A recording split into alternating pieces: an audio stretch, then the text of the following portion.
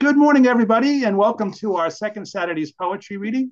For those of you who don't know me, my name is Dan Kurt, and I have the privilege of being your moderator for this monthly poetry series hosted by Kathy Donnelly.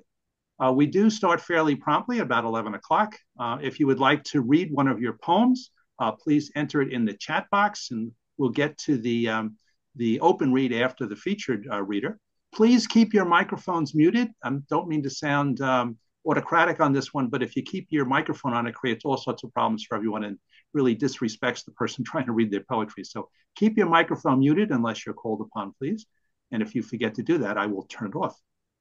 Feedback is a gift, so please, very simple email there. Kathy and I do review the feedback. We've been doing this now for about 4 years online, and we continue to refine it. So if you have any feedback, things you like, things you don't like, things we could do better, please email me, and we will consider your feedback.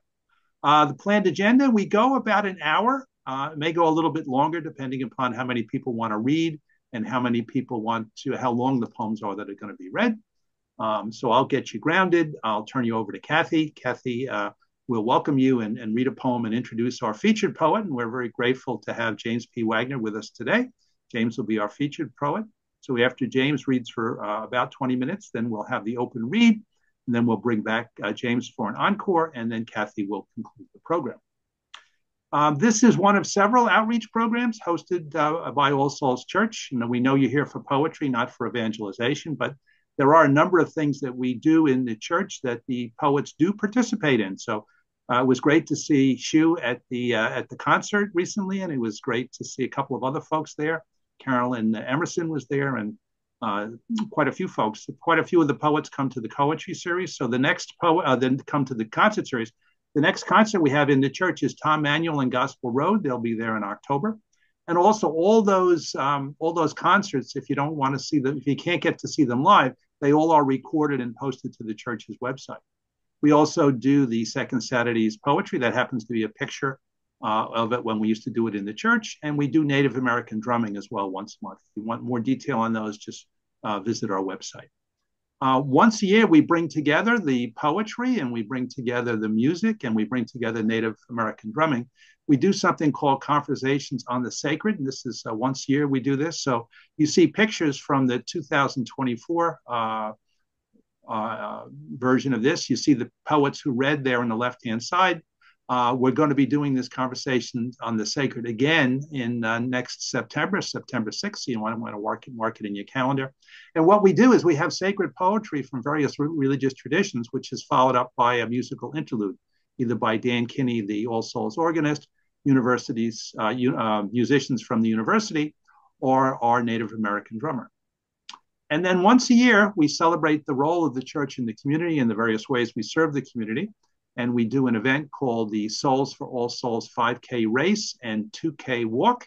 And there is a group each year of poets that walk in the race.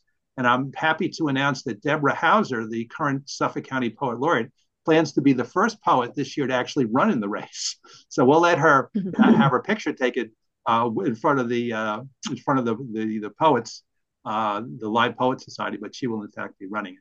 And what that event does is it does two things. One, it celebrates the role of the ways that All Souls tries to enrich the community, and it also raises funds to make the church handicapped accessible. Our mission statement says we meet people where they are, but the reality is if you're trying to minister to people who can't make it up the hill, then you're not really meeting them where they are. This was reinforced recently. We did a healing service for the community. You all heard about the big flood in Stony Brook and the draining of the duck pond and the bursting of the dam at Harbor Road. So there was a big healing service on outside the church, and there were 3 people we literally had to carry up the stairs. So it's a reminder to all of us how important this project is. So again, it's my pleasure to welcome you, my privilege to welcome you, and now I'll turn you over to Kathy. Kathy? Okay. So I want to welcome James. I'm not going to read a poem. I'm just going to go straight into James Wagner's brilliant bio here. He is an editor, publisher, award-winning fiction writer, essayist, historian, actor, comedian, performance poet, and alum twice over, BA and MALS at Dowling College. He is the publisher for Local Gems Poetry Press. You'll certainly find many a poet who have published their books through James, and senior founder, president of the Bards Initiative. He is also the founder of Grand Laureate of Bards Against Hunger, a series of poetry readings and anthologies dedicated to gathering food for local pantries that operates in over a dozen states. His most recent individual collection of poetry is Everyday Alchemy. He was the Walt Whitman Bicentennial Convention chairman and has taught poetry workshops at the Walt Whitman birthplace. James has edited over 100 poetry anthologies and hosted book launch events up and down the East Coast. He was the Long Island, New York National Beat Poet Laureate from 2017 to 2019 and the National Beat Poet Laureate of the United States from 2020 to 2021. He is the owner-operator of the Dog-Eared Bard Bookshop in East Northport, which I have to say is quite delightful. It's the first Friday night of every month and worth the trip. Let's welcome James Wagner. Thank you, Kathy. You're Um, welcome. yep. Thank you both, you and Daniel, for having me here. It's a great honor. Thank you, everybody who is here to listen. Um, so, yeah, I guess I'll get started with a poem from that book you mentioned, Everyday Alchemy. And I'm actually in Lancaster, Pennsylvania right now on a little vacation, so in my hotel room. But one of the great things about being in Lancaster is the ice cream. Because it has two ingredients, ice and cream. Nothing else in there, no preservatives. So best ice cream you'll ever get. So made me think of this poem, Ice Cream Cone. Ice cream comes in a cup, always has, always will. That's what the people thought at the 1904 St. Louis World's Fair on the hot day when they moved past the hot waffles to get that nice, cool ice cream. Only 5 cents a piece. Flying flying until they couldn't fly anymore. They ran out of those cups that the ice cream had always come in and always would. Yet gallons and gallons of the fresh, cool treat remained, with many waiting customers. A calamity in the making. Until one brave vendor looked at a waffle as no waffle had been looked at before, rolled it up into a cone, and placed a beautiful scoop of ice cream on top. And with this business merger between ice cream and waffle stand, our world changed forever.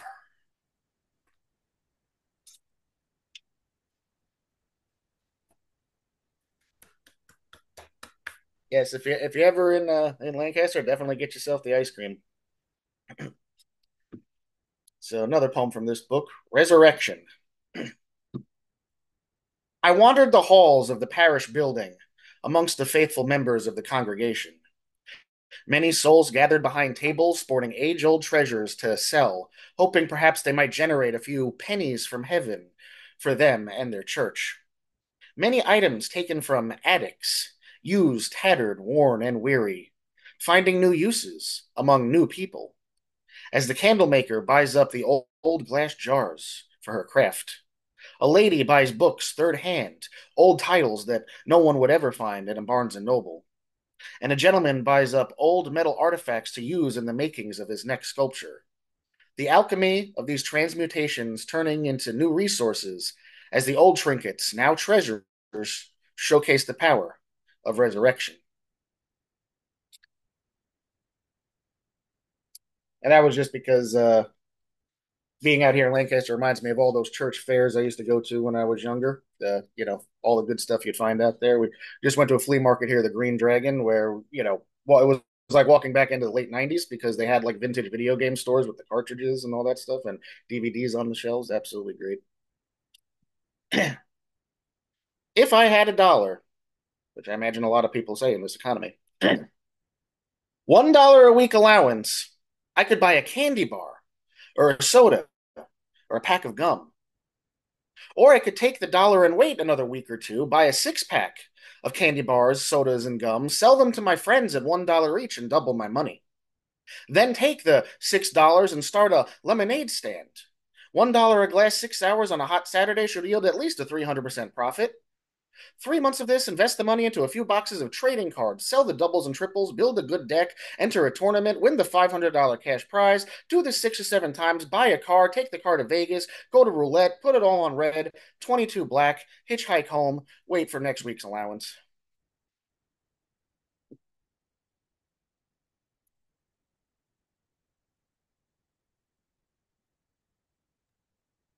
So I think I'll do the title poem from this book, Everyday Alchemy.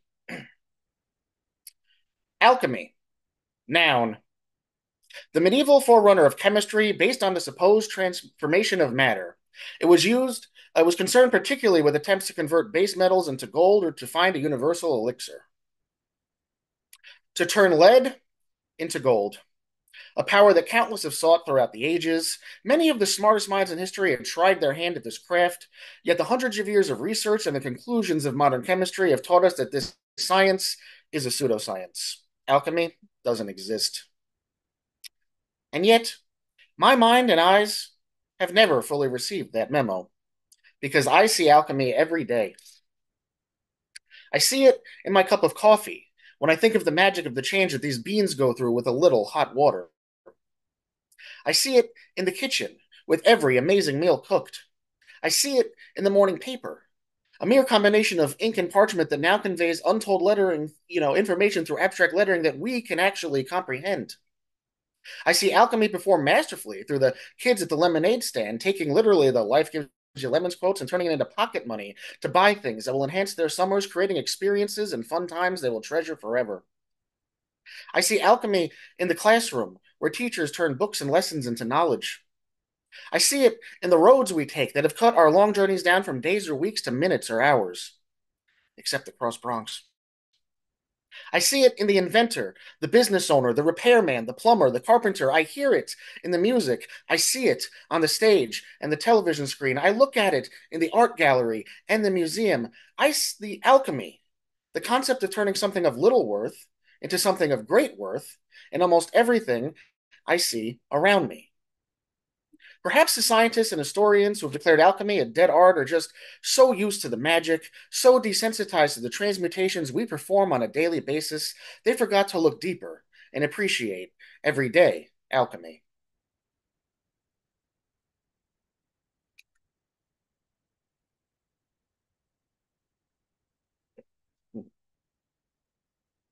So, of course, going through Lancaster, Pennsylvania, surrounded by all the farms. So I think back to some of my own attempts at farming. Um, Interesting tidbit. Apparently, in New York State, the difference legally between a garden and a farm is if you make $1,000 a year or more at it.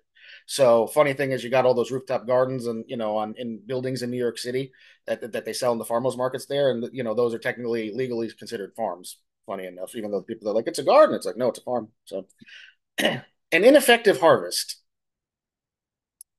Deciding one summer that concocting my own overpriced pickles was a good idea, I planted a decent amount of cucumber plants. Plants that start out slow and suddenly grow and grow to lengths you wouldn't think possible from their small size in the early stages. The large amount of yellow flowers that will eventually become the crop itself, sprouting, and the heavy amounts of rainfall indicate a good season was due.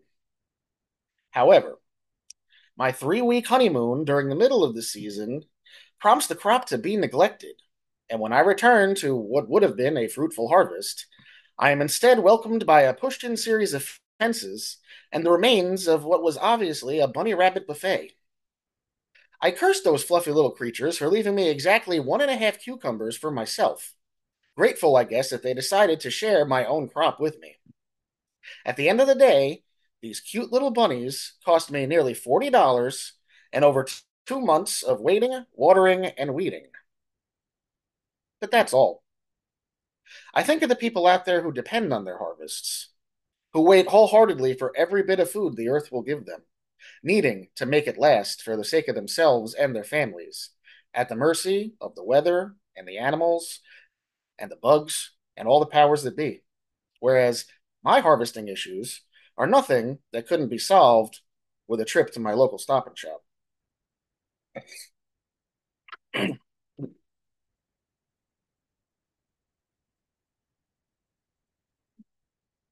The best part about that was while I was in the middle of planting, I turned around and there was a bunny there just watching and making like a chewing face, and I was like, "No, see this fence? No, but leave it alone long enough, and they find a way in." So so now switching to my 10-year reunion chapbook, which was after I went to my 10-year high school reunion. I wrote a bunch of poems came out of the memories of that, which of course we had 9/11 this week, so going to read my 9/11 poem. 9/11 as a sophomore. It started out like any other day. Second week of my second year of high school, second period, math class. Going through the anguish of trying to concentrate when still half asleep. Not yet used to the early days again after summer. The announcement came in the last 5 minutes of class. Boys and girls, we've just received word that there's been a terrible accident at the World Trade Center. An accident. I remember that wording specifically. None of us really knew what to make of that. A moment later, the bell rang, and I got up to go to third period business class, taught by Mr. Campbell. Normally, the most laid back, hilarious teacher, only a few years away from retirement, and a veteran of the Vietnam War, not one to take the silly dramas and trials of dealing with us teenagers too seriously. Upon entering the classroom, the television, one of the very few active non VCR/ DVD player only televisions that happened to be in this classroom where we normally had class, by pure happenstance, was on. Turned to the news. We didn't do any classwork that period. Watched the footage of the first plane, followed by the second plane. Saw one of the towers collapse live. Saw a replay of the other one. The smoke growing and growing. We were all very confused. No motive or reason had yet been released. The casualty numbers, however, were climbing. Two classmates from that period sent to the office where they could make phone calls to try to find out information about their parents who worked in the city. And Mr. Campbell, standing there, arms crossed, shaking his head with a somber, sullen, saddened look that I had never seen on him before or since. "You don't know it now," he said, "but this is going to be the day that will define your entire generation." More than 2 decades later, I can only say how right he was.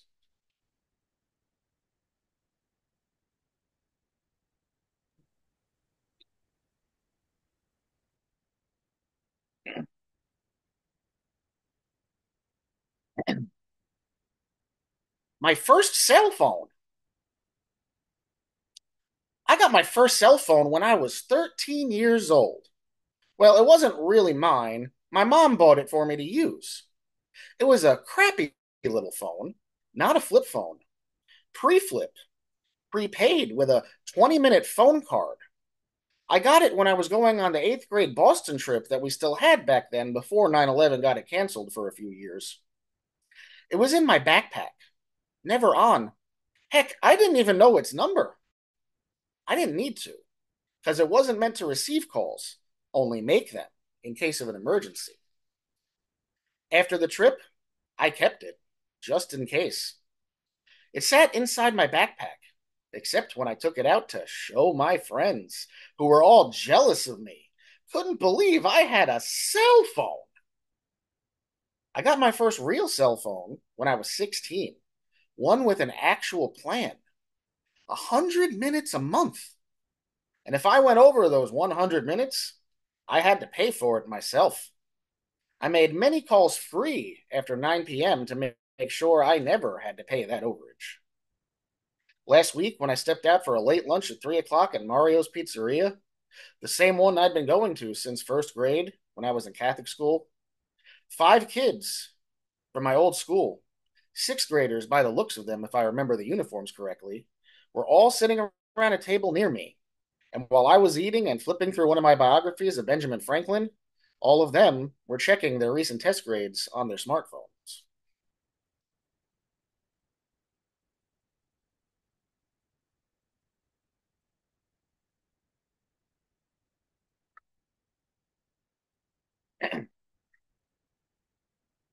So, at my old high school, since which was Northport High School, since like the late '60s, early '70s, there was an area at the edge of the campus where there was a bunch of steps going up a steep hill that was called the Hill. And this was where, like, all the kids would basically gather after school to smoke.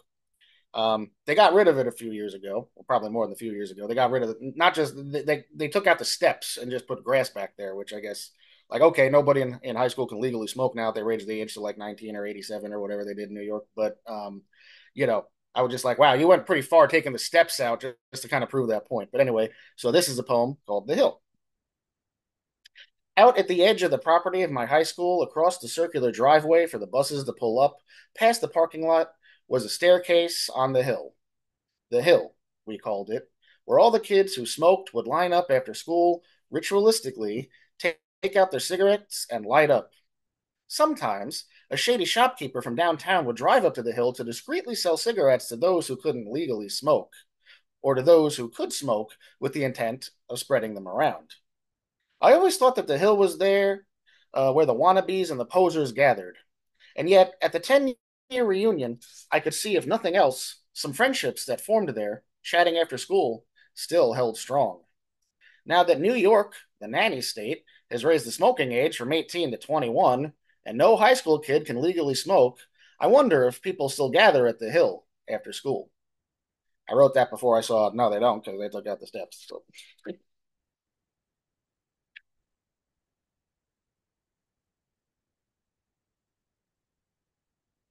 How am I doing on time? You're doing okay. You can probably read for another 5 to 10 minutes if you want. Okay, sounds cool. I will keep in mind saving one for the encore. I know, so it's all good. The Small Commons.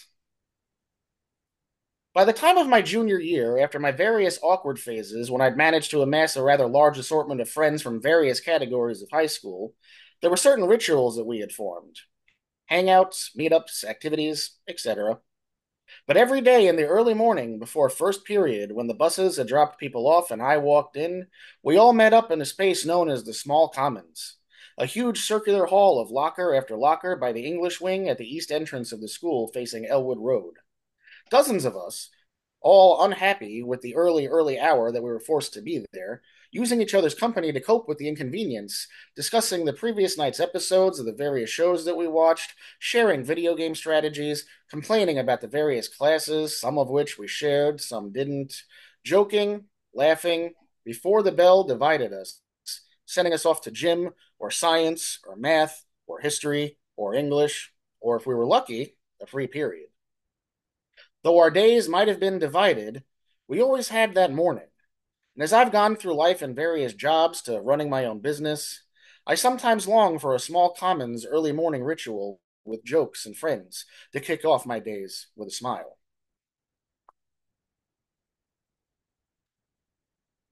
And that's why a lot of seniors gather at McDonald's breakfast in the morning, I've noticed, I guess, because they like to kind of have that same environment.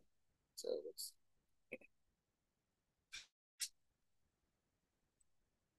all right. Gonna do a couple of Dairy Barn poems.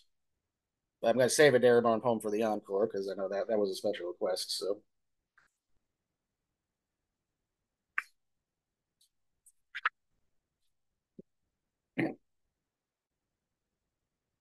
the missing bread. Can I get a large loaf of white bread? We're out of bread right now. Out of bread? Yes, out of bread. Really? Really? How can you be out of bread? Well, people just kept asking for it, and we kept selling it, and then we didn't get any more in. Could I get a small loaf of white bread then? Sir, we're out of all kinds of bread, not just the large loaf. Do you have any whole wheat bread? No, sir. How about a potato bread? No, sir, we're out of bread. Have none. Are you sure? Pretty sure. Maybe a raisin bread? No, sir, we have no bread at all. Not even the Jewish rye. No rye, no white, no whole wheat. We have no bread whatsoever in the store at all, of any kind. At all. Could you check the back? There is no back. What you see on the shelves is what we have, and as you can see, they're empty. Oh, yeah, sorry about that. That's all right. I really came here for milk anyway.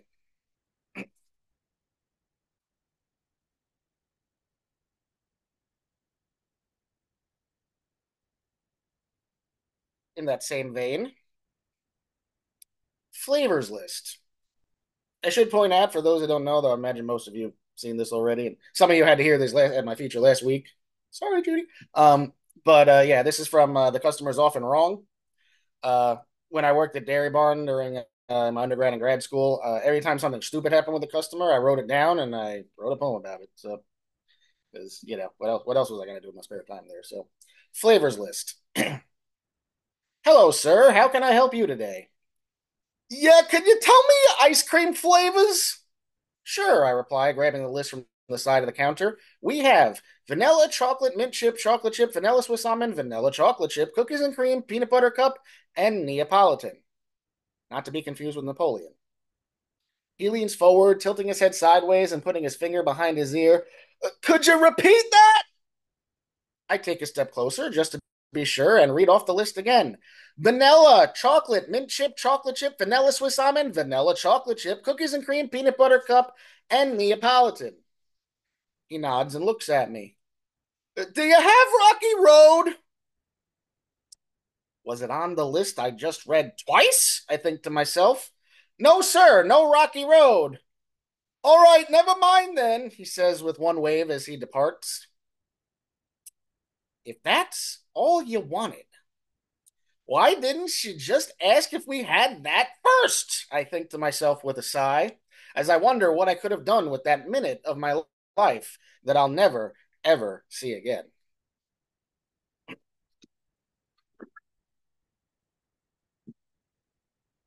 All true stories, by the way.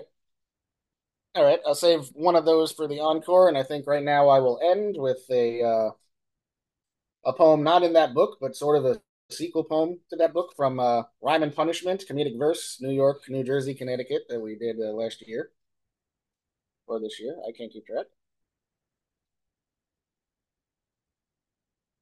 Found it. And this one, unlike all of these, which took place when I was working in the dairy barn, this one takes place with me as a customer. Also, technically, while I was working at dairy barn, but somewhere else. So, hash brown mathematics. During some semesters of my college years, I spent my mornings working a shift at a drive-through convenience store to make a few extra bucks. No mathematical way to pay my way through college, but maybe enough to afford an odd textbook or two. Part of my unofficial duties on the morning shift was to go to the deli across the street and pick up breakfast orders for me and my coworker. It was a good deli with good food and mostly good workers. Mostly. One unsuspecting morning, I get online, and a rather husky, somewhat overweight gruff guy is ready to take my order. Hi, can I help you? He asks. Yeah, I'll take 2 bacon, egg, and cheese sandwiches, salt, pepper, ketchup, and 2 sides of hash browns. So 4 hash browns? I look confused. 2 sides of hash browns. So that's 4 hash browns, right? How many come in a side of hash browns? 2. Okay, yeah, so 2 of those. So that'd be 2 sides of 4 hash browns? Do we order them individually? No. Okay, so then I guess it'd be 4 total hash browns, but 2 sides. One for me and one for somebody else. So let me get this straight. That's 2 sides of 4 hash browns. Almost ready to pull a Looney Tunes and have my eyes pop out of their sockets, I do everything I can to hold back a scream. Whatever comes in a side of hash browns, whether it's 1, 2, 3, or 4 hash browns, give me 2 of those. 2 sides of hash browns. If it's 2 hash browns in each side, then yes, make a total of 4 for 2 sides. Okay, he says as he saunters off to the back. I noticed the patron waiting online next to me had overheard and was laughing at my predicament. Is what I asked really that complicated? He smiled and shook his head. No, it wasn't. Thank you. I'd like to do the math on how this guy got the job. Another patron chimed in. He's the owner's brother. Ah, I said. Well, that adds up. Thank And you. moral of that story: that deli closed, not because of that guy, but because the owner won the lottery and then moved to Florida.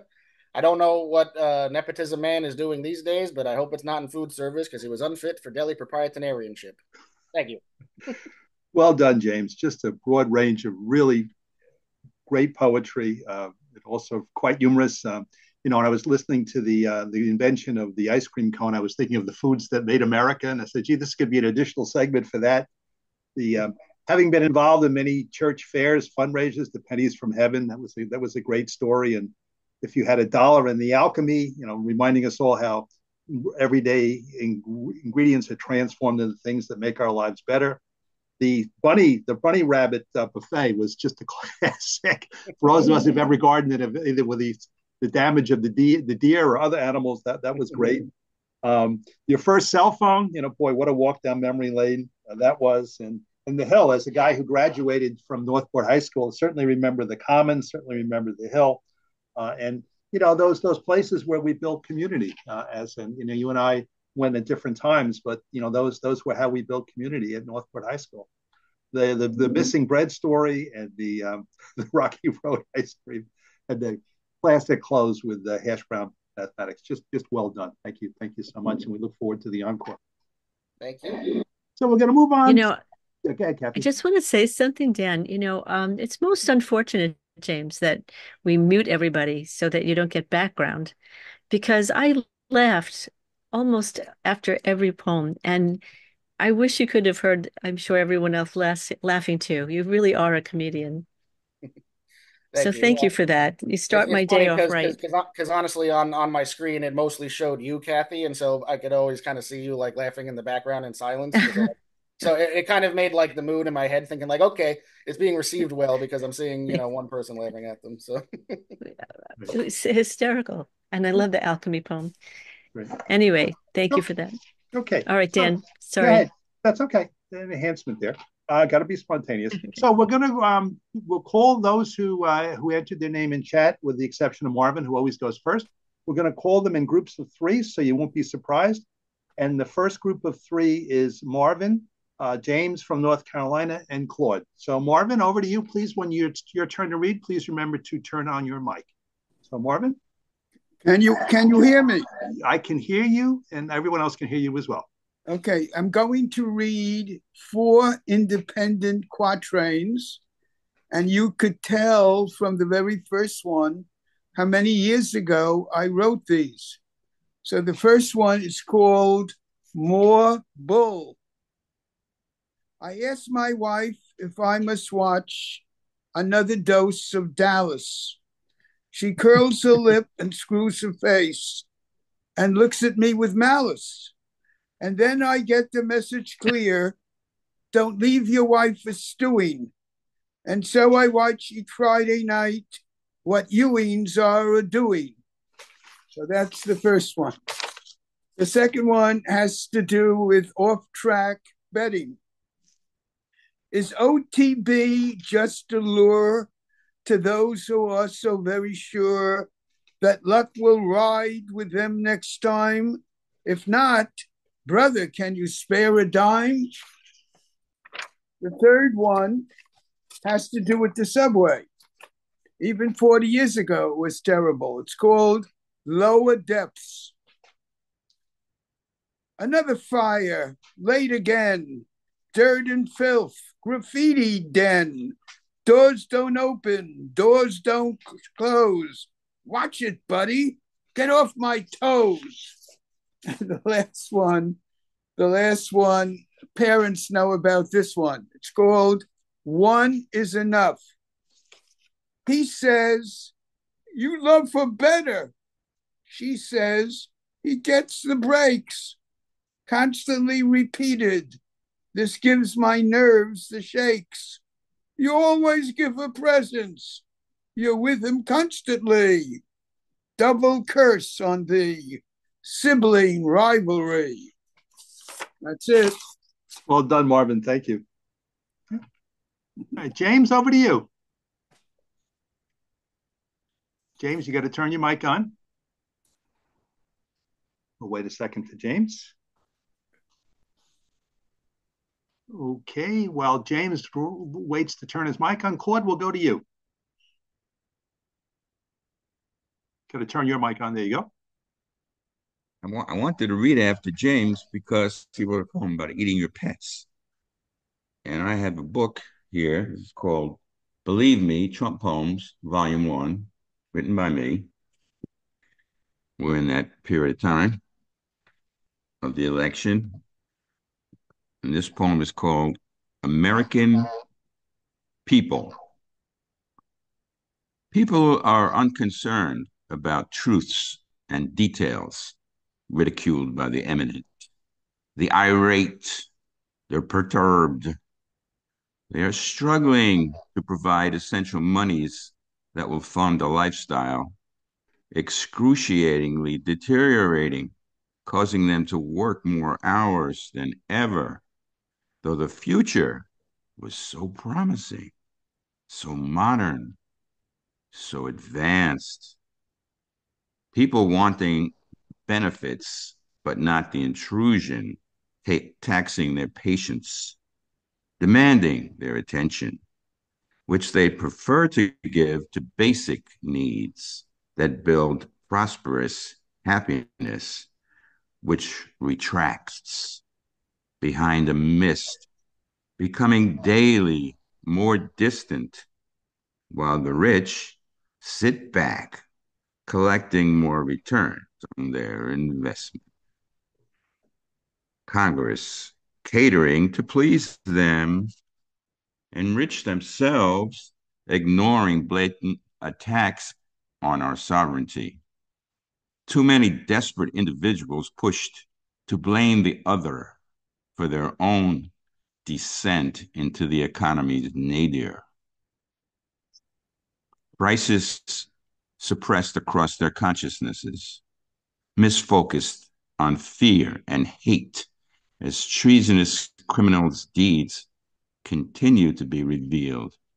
People just wanting assistance in their misery, not responsibility as citizens to understand the picture, blurred by the vindictive, further irritating their feelings, feeding voluntary ignorance of what seems too confusing for their innocence about politics and malfeasance. American people. Thank you, Claude. Certainly timely. Okay, the next group of three is Victoria, Mindy, and then Bernardo. So, Victoria, over to you.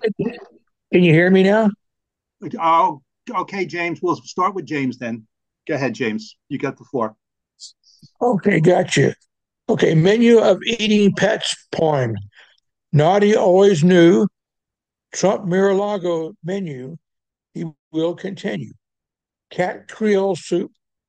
Chewy cat clam chowder. Flabby tabby patty. Oodles of poodles with noodles. Collie named Molly hit by trolley. Always love lean lab. Cat dying in the Mortal Kombat. Putrid pit bull pot pie, candied cuddled kitten cutlets, barbecued burned beagle on bagel, remaining raked over roadkill.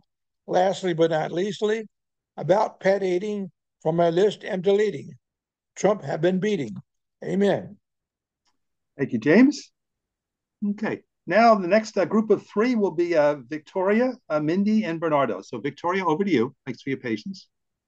Sure, thanks. By the way, it says chat disabled. I don't know if that's for everybody, but it says chat disabled.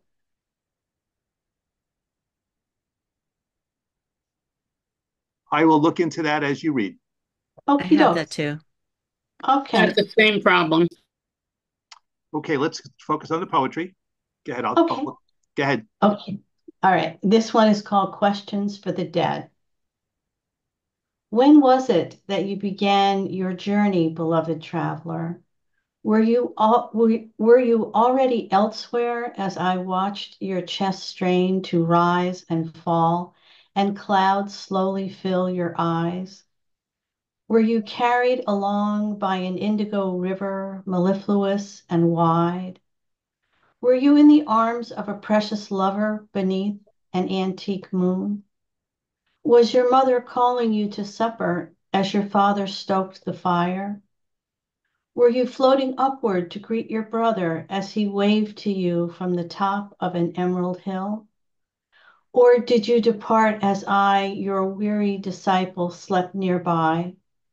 Or was it when the snow, bitter white, fell downward, a final curtain from the dark, indifferent heavens, leaving me with your empty coat, your walking stick, and the taste of ashes upon my tongue? Thank you. Thanks. Thank you, Victoria. Okay, Mindy, over to you. Mindy, you got to turn your mic on. Okay. Oh, I'm just listening today, Dan. Okay, that's fine. And All right. I want to just say thank you, everybody. This is delightful. It's great to be in the audience. Okay, Bernardo, over to you. I'm here. Hold on. Got to switch this around for me. There you go. Hey, Dan.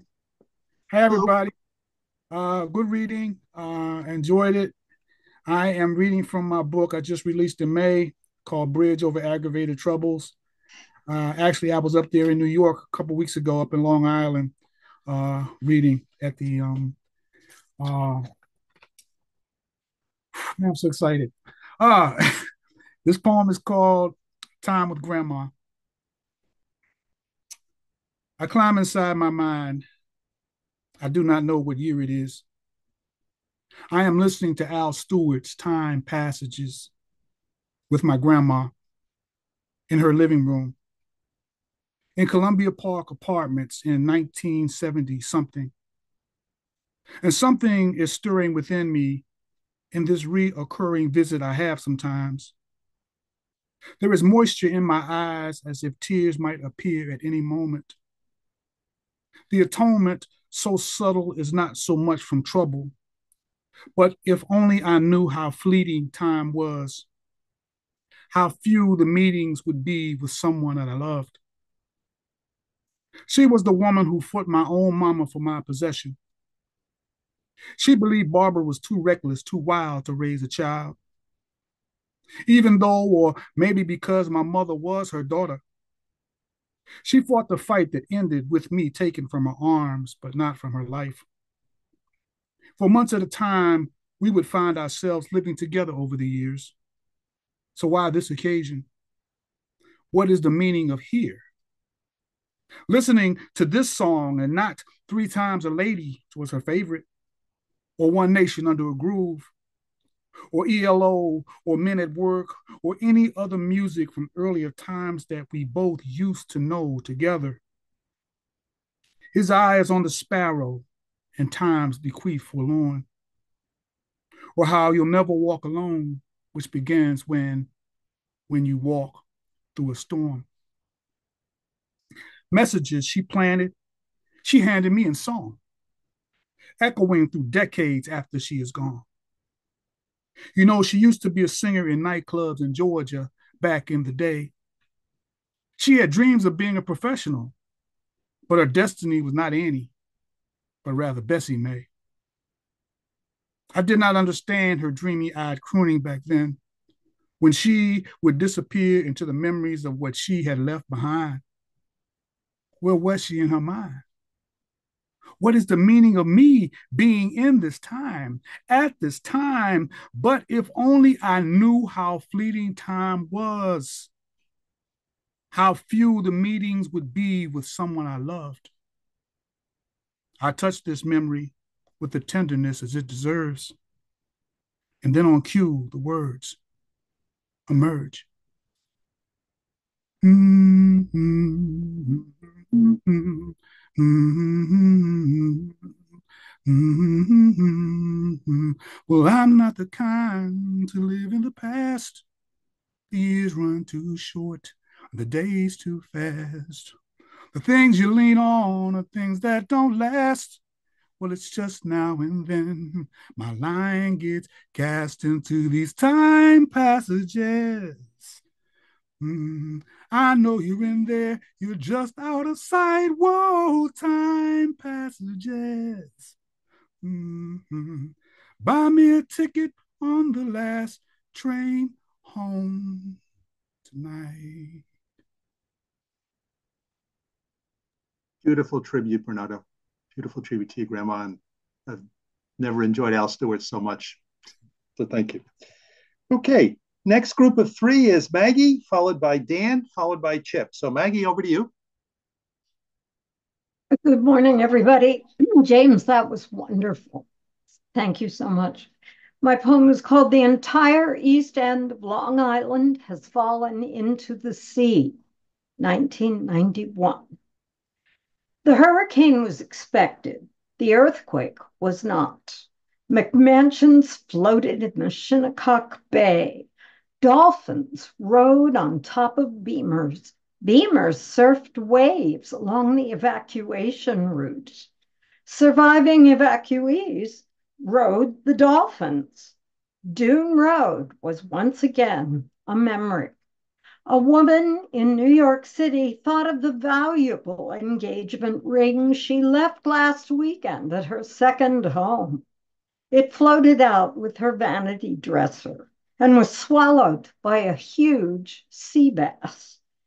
The sea bass was caught years later, cooked and eaten by a young man in Nassau County who found the ring and, unable to believe his luck, proposed to his girlfriend.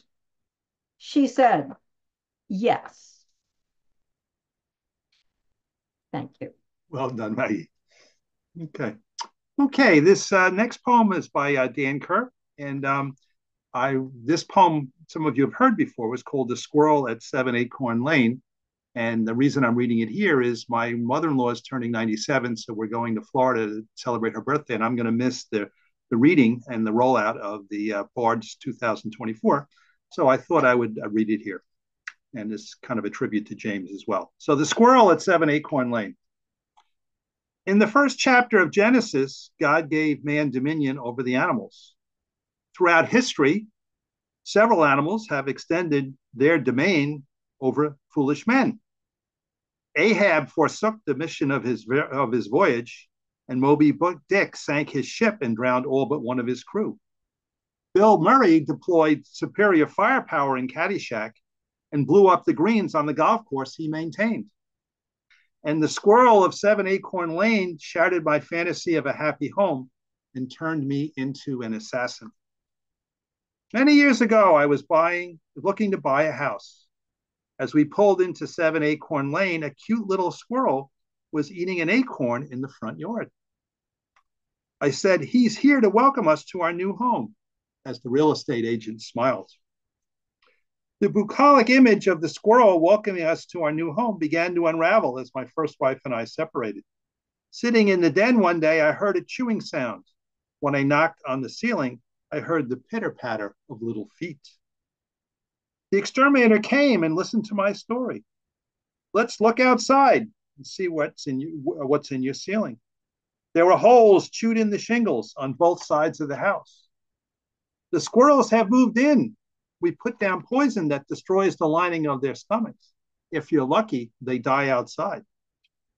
I thought of my cute little furry friend eating an acorn. Can't you just drop leaflets and tell them to move, or else? Filled with remorse and guilt, I reluctantly gave the order to spread the poison.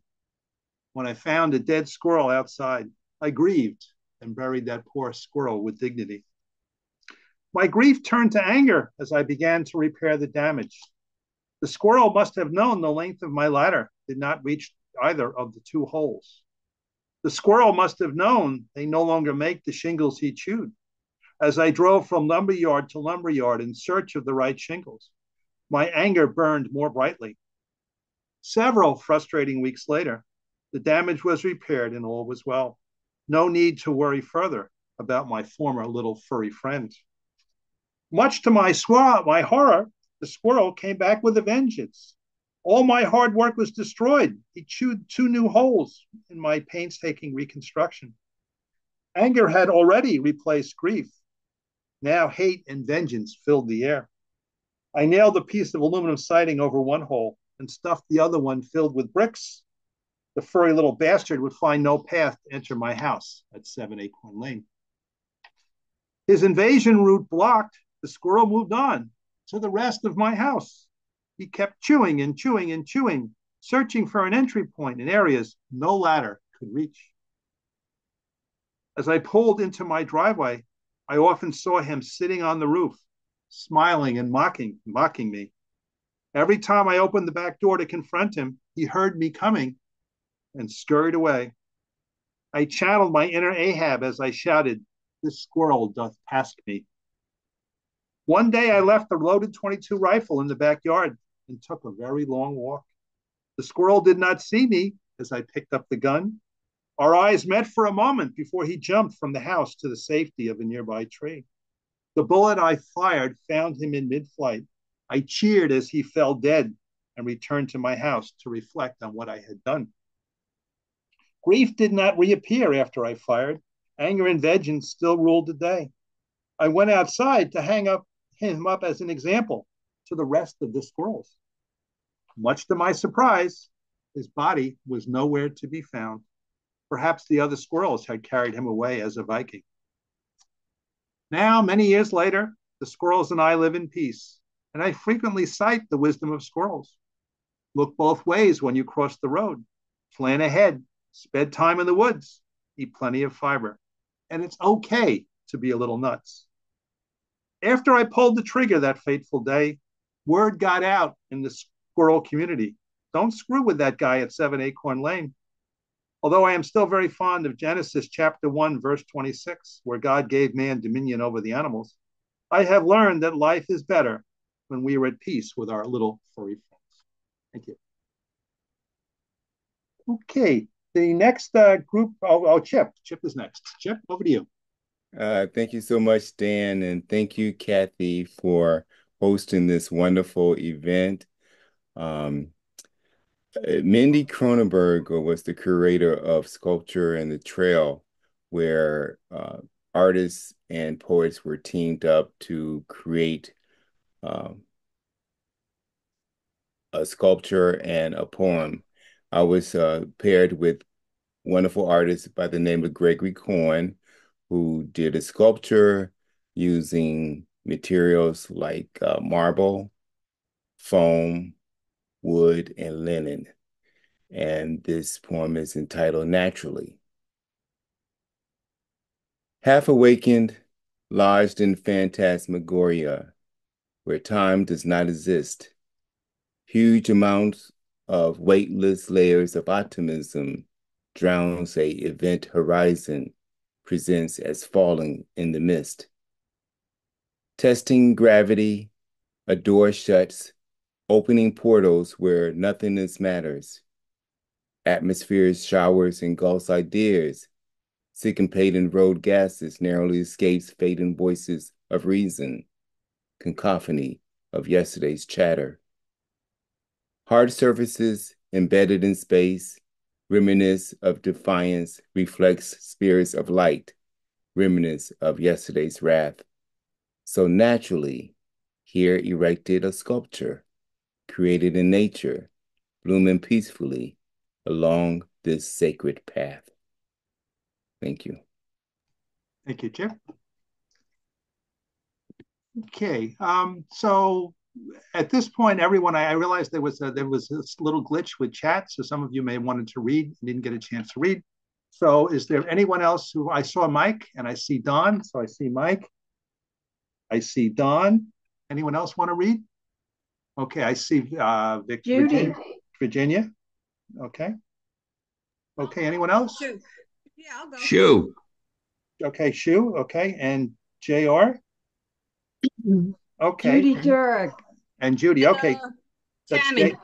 Okay, I'm going to stop there, and we'll pick up the others because I'm already up to 6 now. So we'll pick up again after that point. So we'll read in this order. It'll be Mike, Dawn, and Virginia. So Mike and everyone, let's all wish Mike a happy birthday today. Happy birthday, Mike.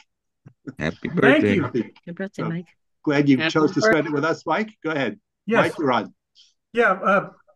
I think it was last month when Hiram was here talking Yes. about Hunger X. I shared a few emails with him and he convinced me to send a few in. I've got 3 of them posted at their website. I'm going to read one of them. It's called Hunger. My stomach was rumbling. I'm hungry, I thought. I looked in my pantry to see what I've got. I found cookies and candies, some milk and some bread, more than enough food to keep me well fed.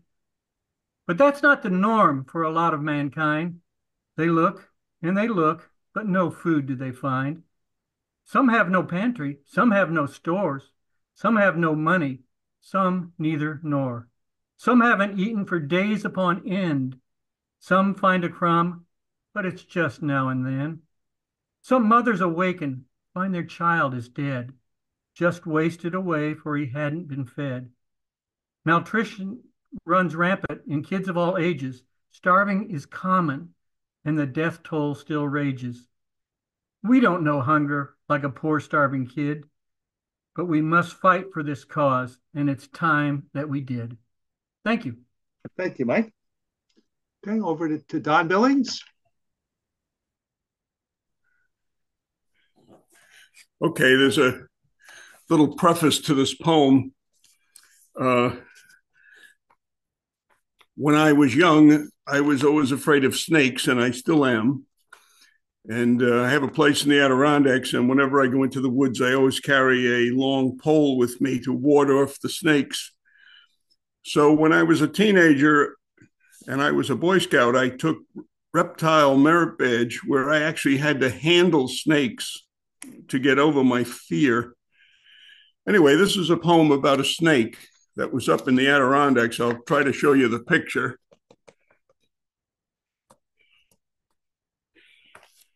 And it's called Speckled Black and Brown. I saw a snake sliding through the grass, and I watched and followed it as it made its way. I thought how beautiful it was as it glided in undulating manner around clumps of grass where crickets crawled and hopped away with my approach. In its skin, speckled black and brown, it made me see the beauty that abounds, sliding, riding over and through a forest of willow twigs and dry grasses. So I've kind of overcome my aversion to snakes. Thank you, Don. Okay, Virginia, over to you.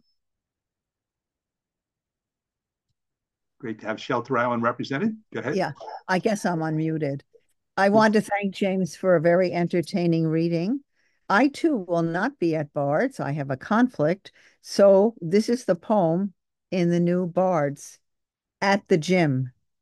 Energizer bunny guy splits like a frog in heat, sideways leaping on the padded floor as if impregnating an entire pond.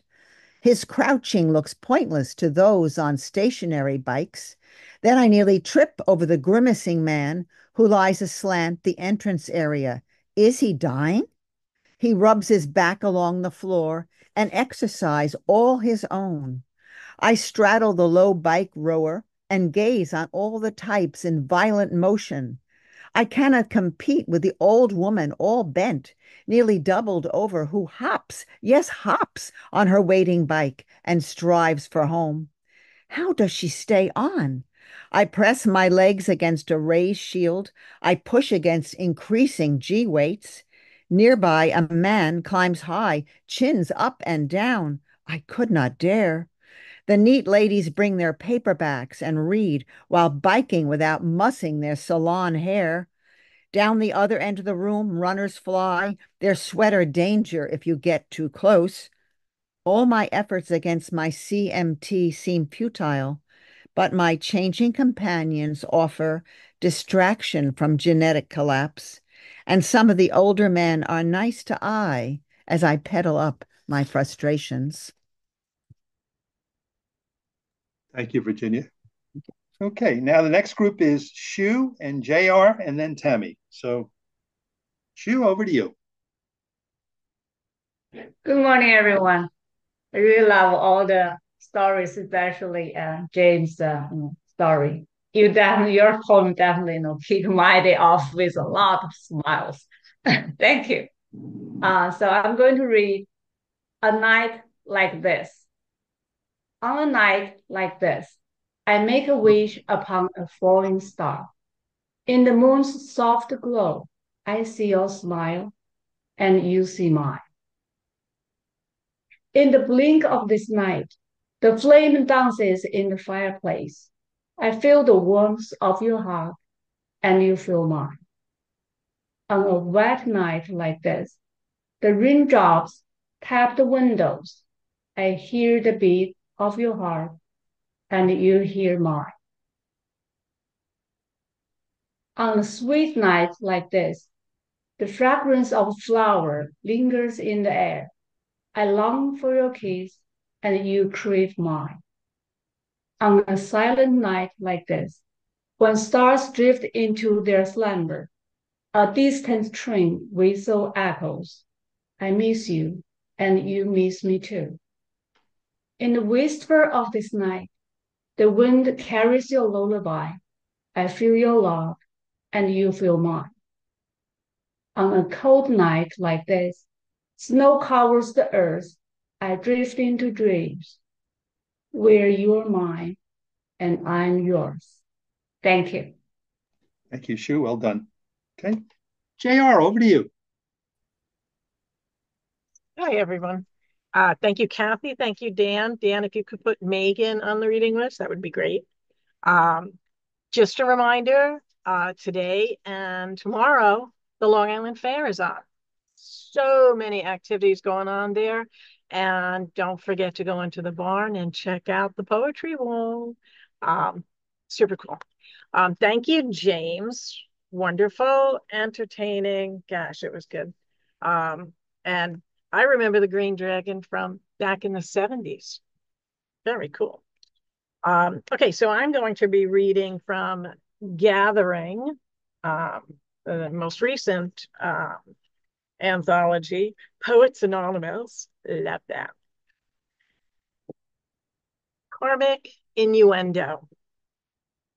A new poem written this morning, edited all afternoon, a half-hour drive to a poetry reading, and finally, the feature bows, the open starts. 6 poets before me swagger to the podium to read my new poem. Say, hello. The mic screeches a protest, push it aside, clip snaps, takes flight, clatters to the floor with a raucous echo, a raucous echo, a raucous echo. Chit-chat waves to the audience. The host attempts to repair the mic, gives up, tries to quiet the crowd, gives up, gives me the signal to read. Tardy arrivals rush in, apologies on their lips, feature approaches in greeting, hugs and kisses, while I'm standing waiting, bursting to shout, just let me read the freaking poem. And the loudspeaker crackles. The library will be closing in 5 minutes. Begin a micless shouting read of my new poem. Realize it's the unrevised version. A dozen edits before the final draft, drizzled with fragmented half-thoughts, incomplete, incomprehensible, undone. Driving away too late, I see the signs posted in the night sky. Should not have read. Should have stayed home. Should have known at hello. Thanks all. Thank you. That was fun. Okay, Tammy, over to you. So thank you, James, Kathy, and Dan. Quick new poem. It's entitled Golden Nugget 2024. Sitting in Margaritaville restaurant with my daughter in Atlantic City on the boardwalk, listening to Tom Petty and the Heartbreakers, looking at some girl wearing a herring graffiti design on her shirt. I know how the story ends. The song ends. The art ends. But not today, it doesn't. Not today. Maybe tomorrow it will be no salt water, no hot tub, no walking in the sand, no golden nugget, no blackjack, no harbor view, no sunning myself, no hair dryer, no 23rd floor. Today there is sunshine, Eliza Joe, $7 coffee, breakfast by the boats, sand in my shoe, the sugar factory, a Ferris wheel on the dock, a woman taking our photo, chicken Caesar salad. Thank you. Thank you. Okay, Megan.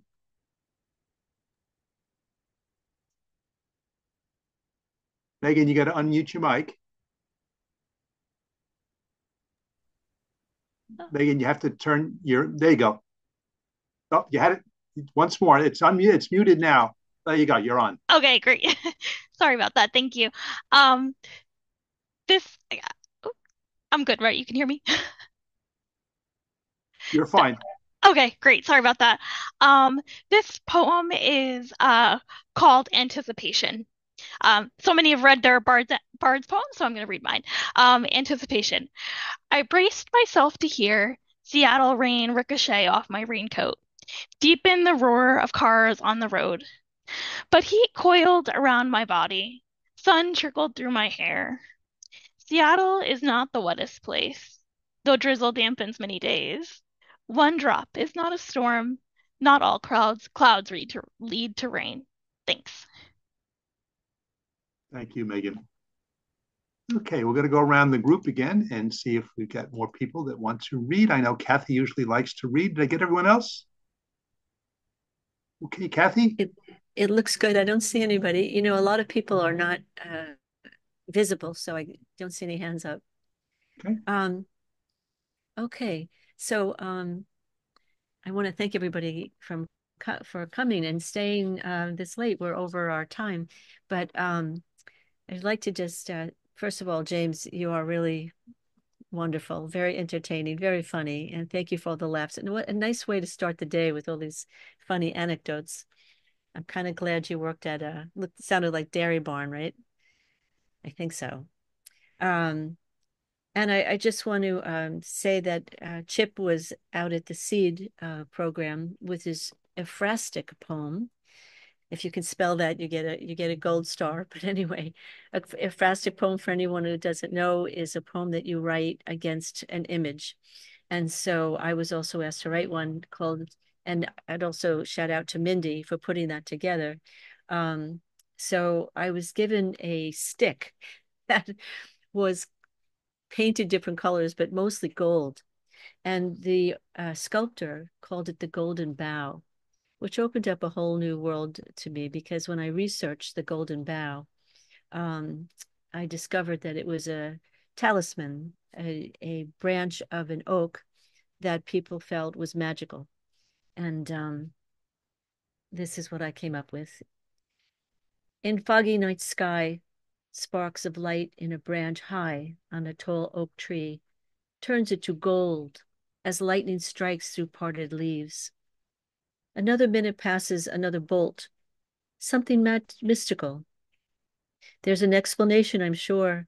Science would give reasons, but I believe a golden branch could be a talisman.